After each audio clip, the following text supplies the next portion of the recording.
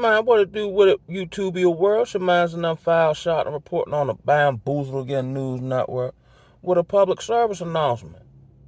Nothing really on my intellectual mind. It's more on my spirit, yo. Yo, be easy out here. You know what I'm saying? As they say, step lightly on the earth. You know what I mean?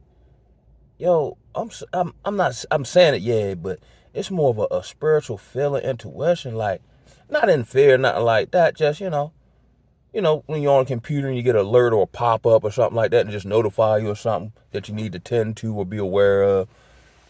The soul harvesters are going hard in the paint. I'm seeing all these celebrity moms dying. It's almost like and that's signaling to me almost like they killing the feminine spirit or the idea thereof. You know what I'm saying? They're killing. Like, I'm a conceptual thinker, right? So yeah, I love like the actual, act or being like love, right? But I think even higher than that, I actually love the concept, the thought of love, right? And the love of many has waxed cold. And I go back to this when the Bible talk about the last days, and I really want to get out to see how other people do it. I would like to believe this is the epicenter of it, but when it talk about people being boasters, proud, lovers of themselves, truce breakers, you know what I'm saying? Finding nothing sacred, you know what I'm saying? Just to give a few examples, we see it all over social media, and then it's saying like whatever goes on social media, then trickles down to how people attempt to operate in real life. You know what I mean?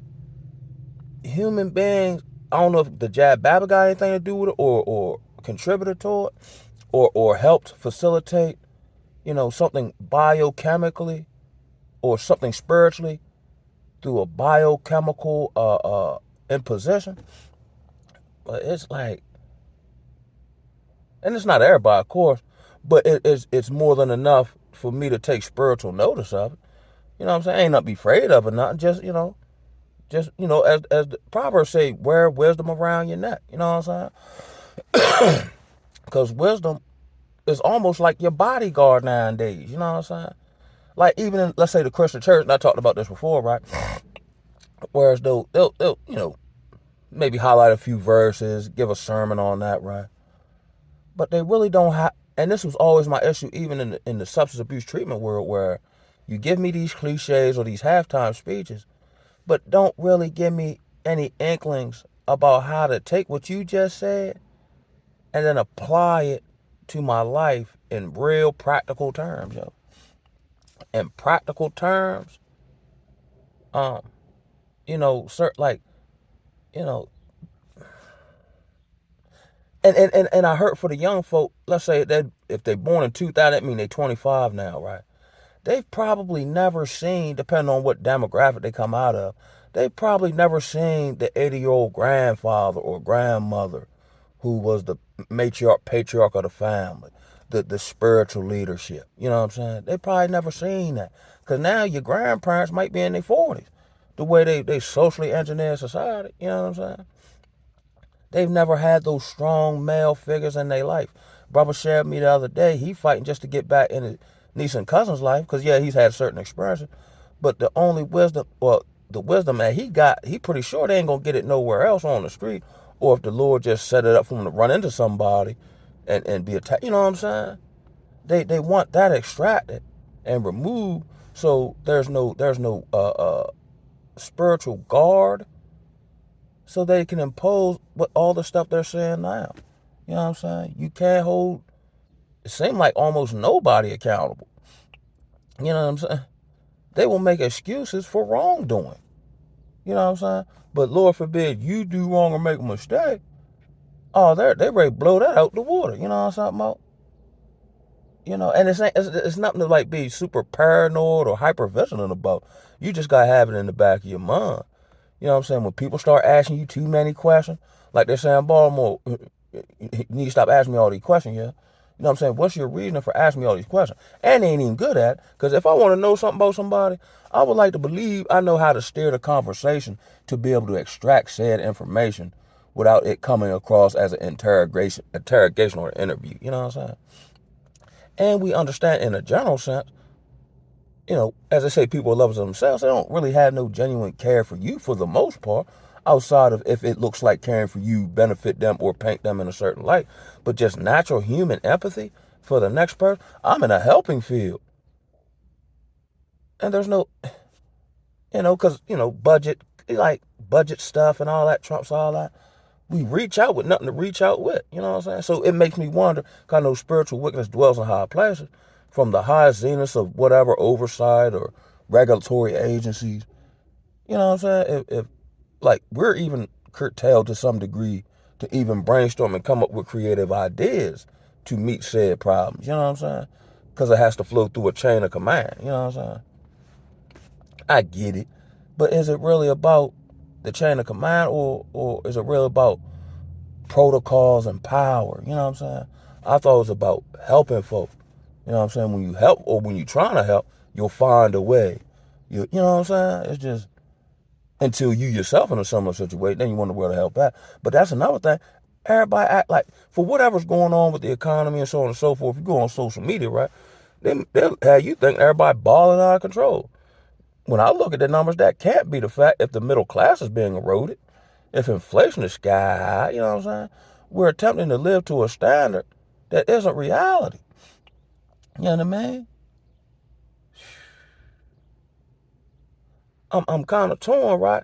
Because in one way, the fall of Babylon signals to me the fall of the oppressor and the oppressive social constructs and so on and so forth.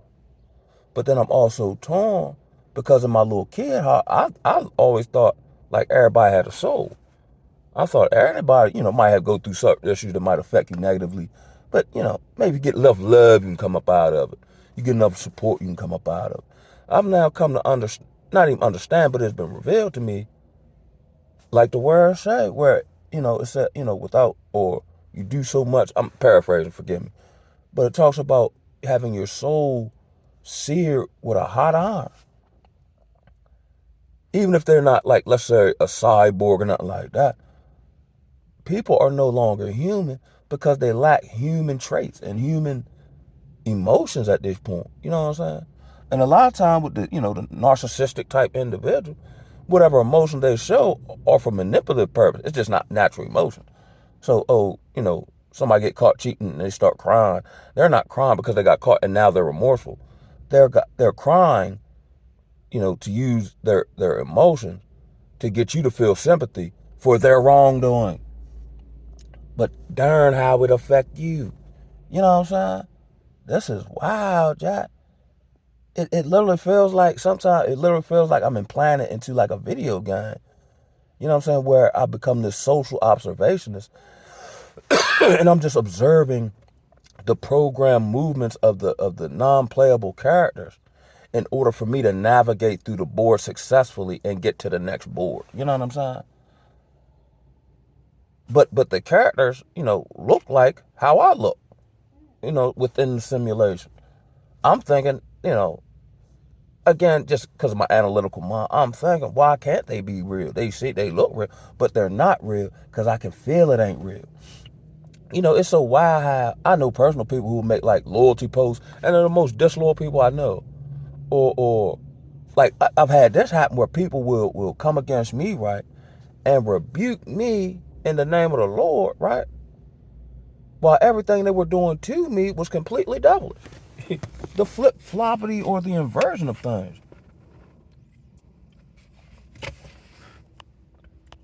Check my time. We got I said I check my time. We got my department is moving to a new building, and all the big wigs coming out, so we have to bucks you a little bit. Now I don't do no bucks on, but I'll bucks you for like entertainment purposes, like to trip off folk. Cause I ain't really big on. I respect everybody, you know what I'm saying, but I ain't much on social hierarchies or, oh, there go boss, and I start doing that little tap dance, jump and all that. That ain't really my style. Okay, I couldn't do it if I wanted to.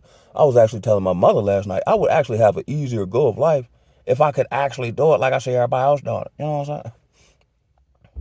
Just tippy timing all over the place. Like that's going, what I mean?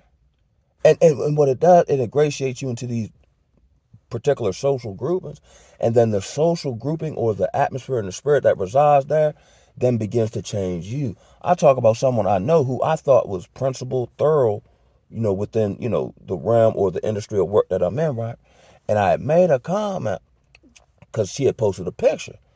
And then I reached out a little while later. I'm like, hey, you okay? She's like, yeah, I'm fine, woo-woo. Because she was struggling with, woo-woo. So I come with my experiences, when I was coming out of the matrix or social groups or whatever, right? How it felt, what I did, the process, woo-woo. But this is almost symbolic of like coming out and then going back into the world, right? So she had posted a picture. And in one of these pictures, she looked like 15 years older with makeup on. And I seen like I felt through the picture, whatever. And then how I talked about on here, that your main circle of friends, one, practices witchcraft, two, is completely money hungry and is now devoid of all ethics. The third one was sniffing coke in the office. And this is your circle of friends, and these are people who I'm assuming are advising you because you're not holding them accountable. And this goes back to the doctrine I preach and learn through, just natural life circumstance. If you're in a social grouping, not, everything ain't perfect, nothing ideal. But if you're in a social grouping situation, job,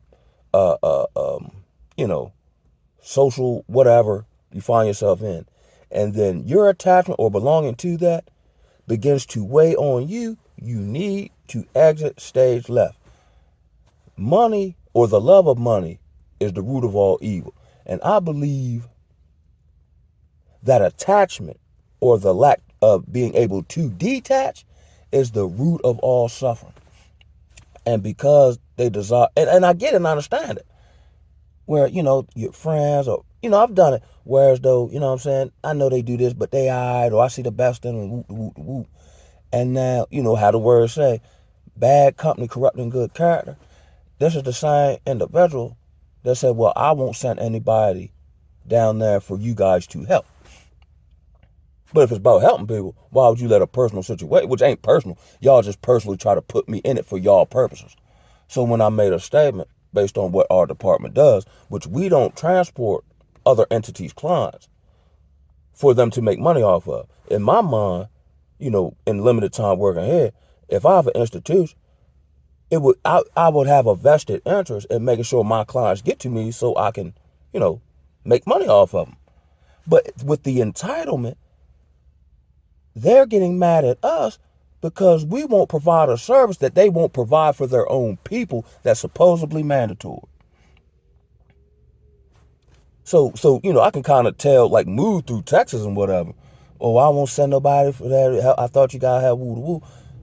I'm like, yeah, we do help, and we do everything else, and we do all the stuff y'all don't do. We just don't transport y'all people. And then again, in problem solve, I was like, why don't you tell y'all peoples, just buy a van. I know y'all got the money. Buy a van, write it off as a business expense at the end of the year, and then the problem solved and the people help. Glad I could help. But that's, I don't know. I just don't understand it. But like, I've seen everybody regress, yo. And then it revealed to me as well. I gotta get me some more coffee before I start today. This the coffee with the beetroot juice in it. But I have literally. I'm back. Oh, I apologize about that. But I've literally said, my old job institute, and it do make me feel good, not for people to suffer personally, but for, the suffering of an institution that wasn't even trying to back in the day when people finesse you, they actually had some finesse with it. Ain't no more finesse, no more, cuz. They just don't even care.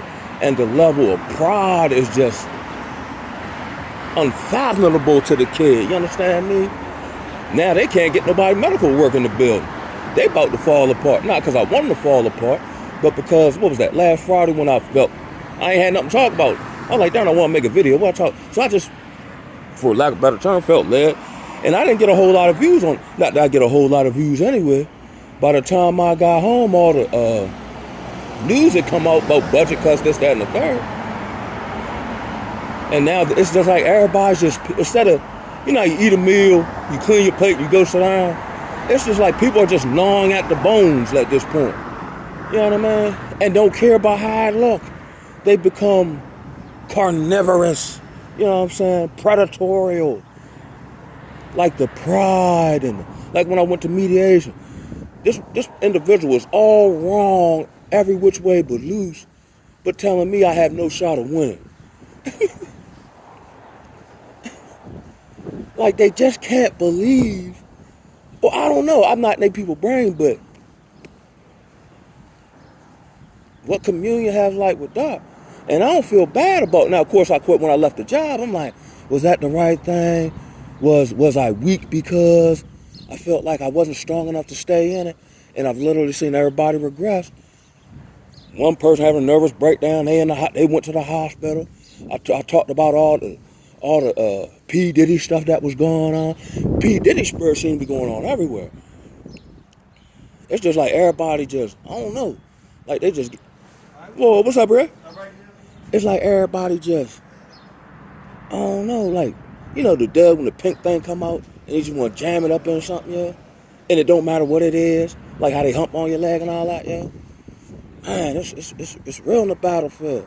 Yo, be easy out here, step lightly upon the earth, cover your six, you know what I'm saying? Practice your spiritual ninjutsu, you know what I'm saying, me? You got to study your art so you can find your way around in the dark.